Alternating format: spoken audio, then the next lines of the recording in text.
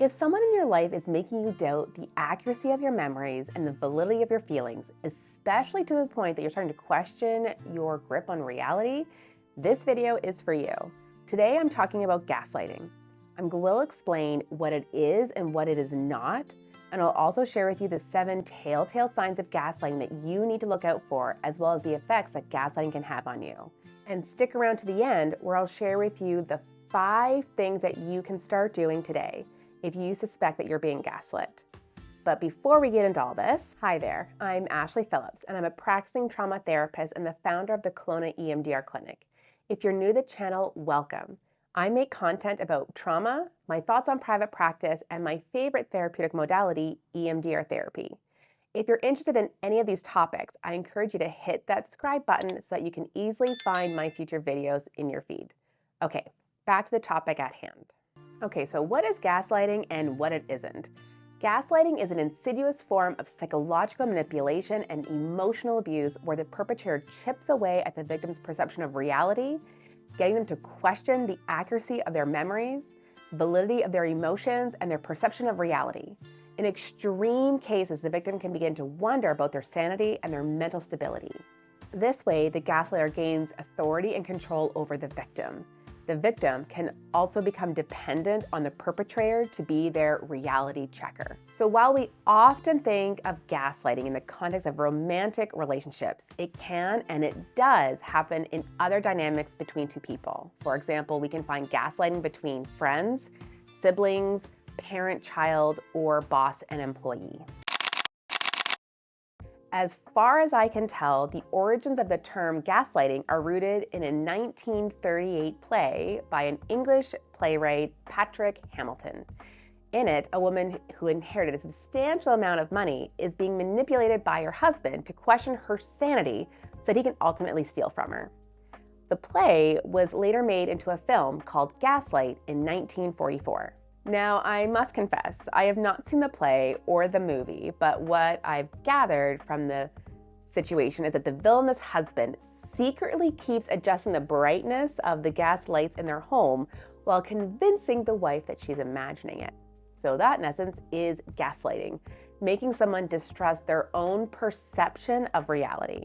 What I find noteworthy is that the interest in the term gaslighting, as at least measured by Google Trends, began to sharply rise in 2015.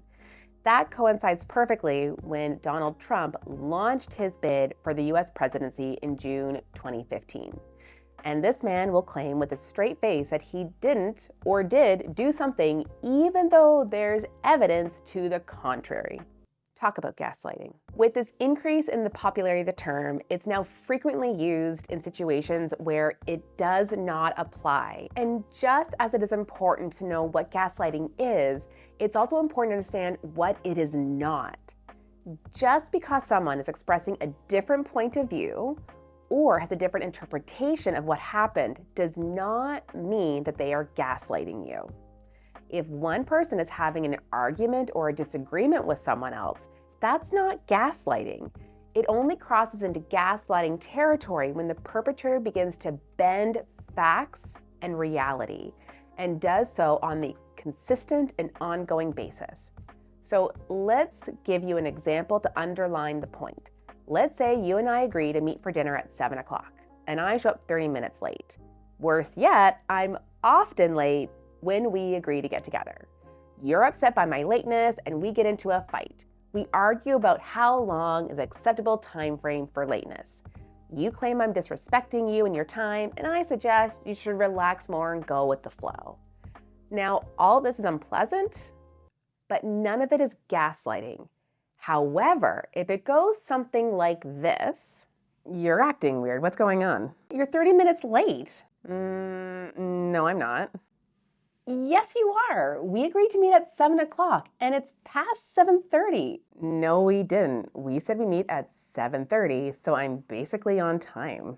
The reservation was for 7 p.m. Like, look at the text message. That's wrong. The reservation was for 7:30. I don't know what to tell you. What do you mean? Like, here's the text confirmation. What are you talking about? I never got any of that. Stop acting crazy. Let's just order some drinks, okay? Now that's gaslighting. Do you notice the difference? So how do you recognize gaslighting? Here are some of the telltale signs or red flags that you are being gaslit. Red flag number 1, you're being told how to feel. In a gaslighting dynamic, the perpetrator will often tell the victim how they should and should not feel. Examples include phrases like, "You shouldn't feel that way," "This is no big deal," and "This shouldn't bother you so much." Red flag number 2, gaslighters attack you with big, broad, general terms. Perpetrators will say things like, "You're too sensitive," "You're crazy," and "You are overreacting." These are meant to start making you question whether your perception of reality or a reaction to what is happening is normal. Red flag number 3, the gaslighter will challenge what you know to be true. This is where the perpetrator will say things like, "That never happened," "You're imagining things," and "Everyone agrees with me, not you." Phrases like that are meant to undermine your recollection of facts and ultimately your sense of reality.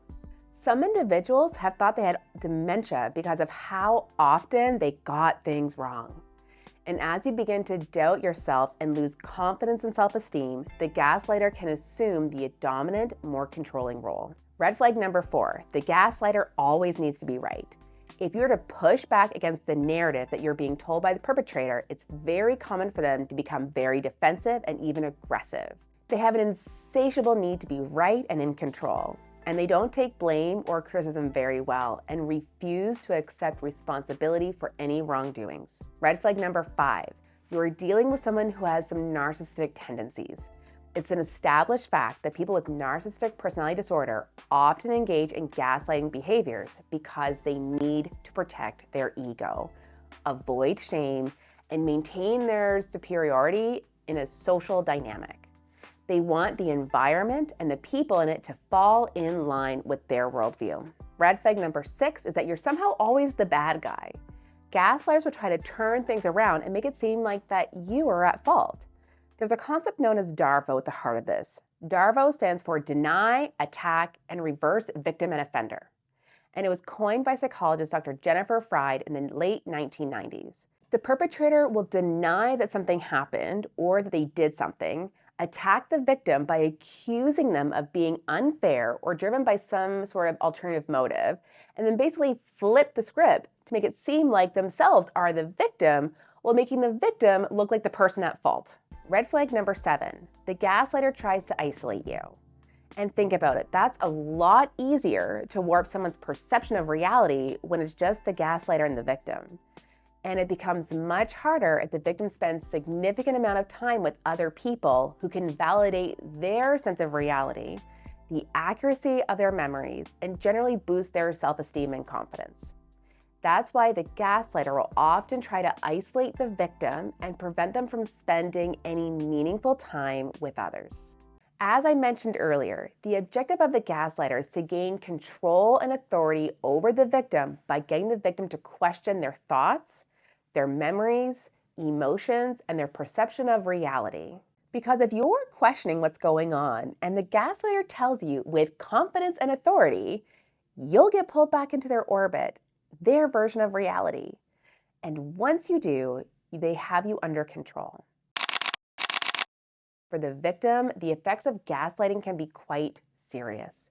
A person being gaslit will frequently experience confusion about what's going on. They'll have chronic self-doubt.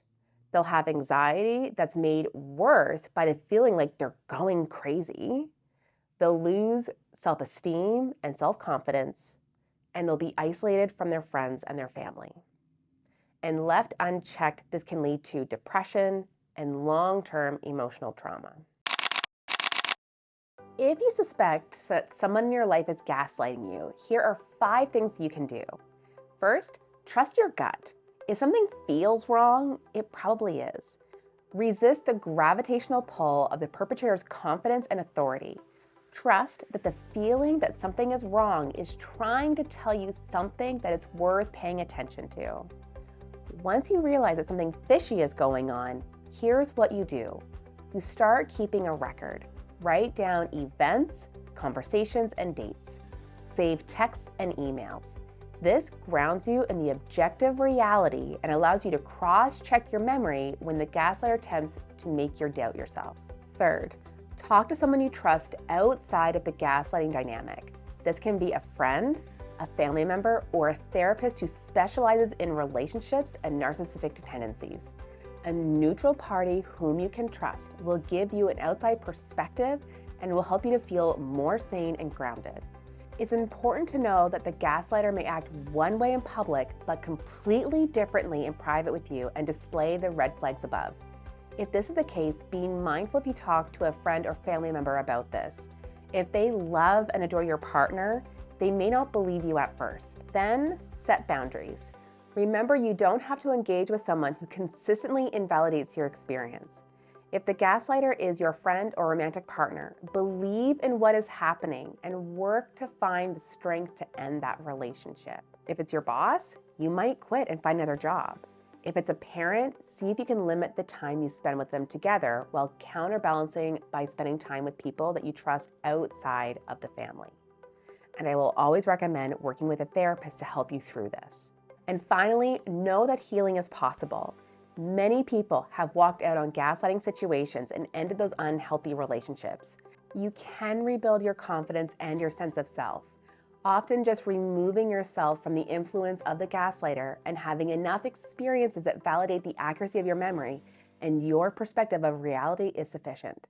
But if you find yourself struggling, therapy can be a very helpful option to explore. Well, I hope you found this information useful.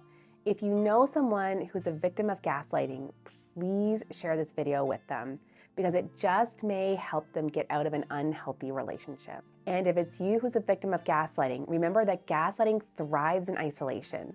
But the more we talk about it and the more we shine a light on it, the harder it is for the insidious behavior to hide. Go back to the part in the video where I share the 5 things you can do and start doing them. Remember, you are not alone and you're not crazy. And don't forget to give this video a thumbs up as it will help other people find this information. And if you haven't already, hit that subscribe button so you don't miss out on my future videos. Until next time.